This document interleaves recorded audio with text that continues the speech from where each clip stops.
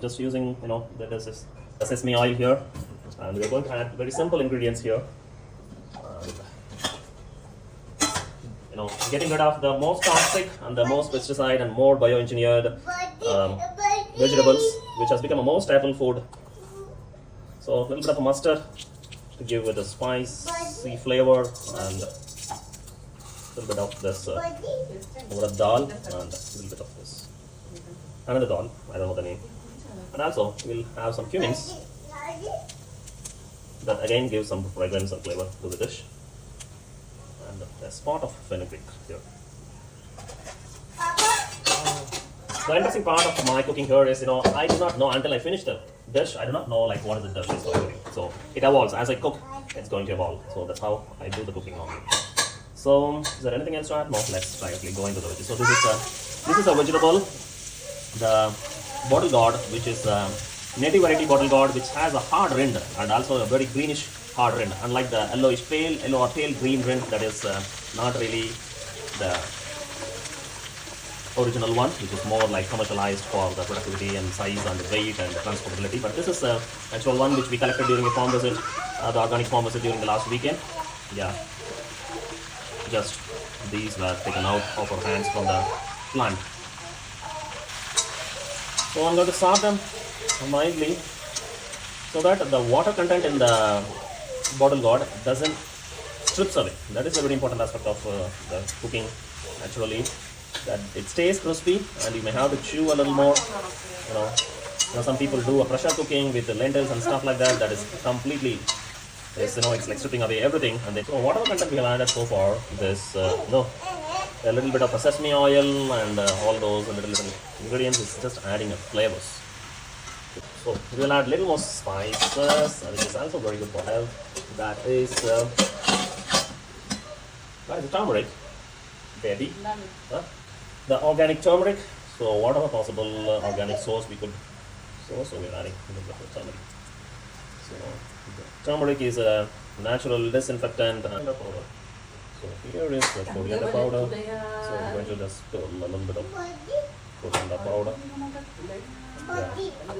And the salt is something you don't add it right now, okay? If you add the salt right now, it is going to strip away all the water content in the vegetables. I'm going to add some chilies here to spice it up.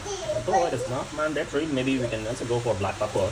But sometimes the temptations to some spices. There's a little bit of this moong dal and boiling parallelly and pouring a little bit of castor oil here. That facilitates with the cooking.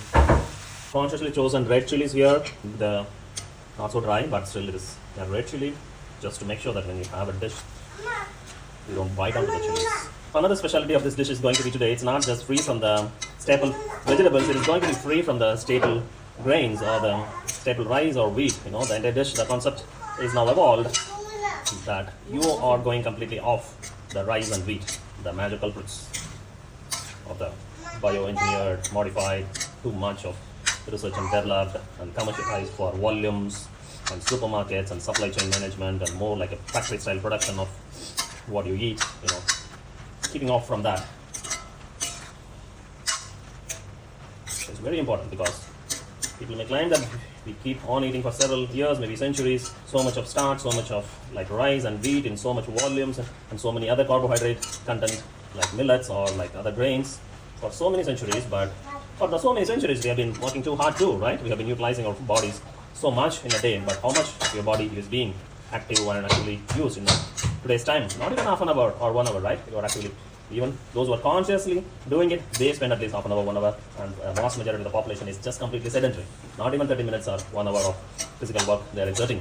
Then why do you have to eat so much of carbohydrates or a plate full of rice or 5 or 10 rotis or all wheat based breads or anything? Why should you eat so much of in volume? No. Yeah, we should also reverse the equation. When you have reversed the equation of the manual labor work, we should also reverse the equation of the amount of such carbohydrate content breads or rice or whatever it is, the same way. So almost completely you remove it or make it like a 10% of it.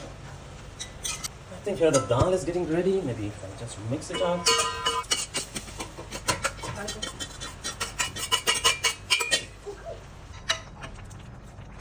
So now it's the time to garnish and put salt.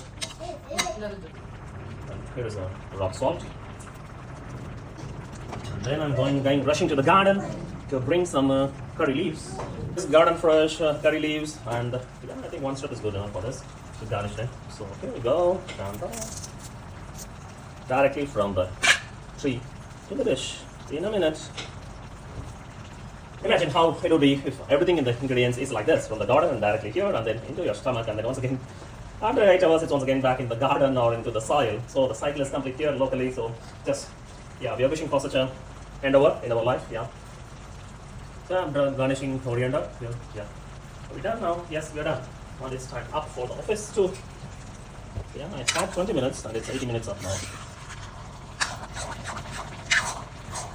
So the dish is ready, the morning breakfast, and this is going to be the main dish actually out of the 2 meals that we are planning. So this is going to be the main dish, and I'm getting served here.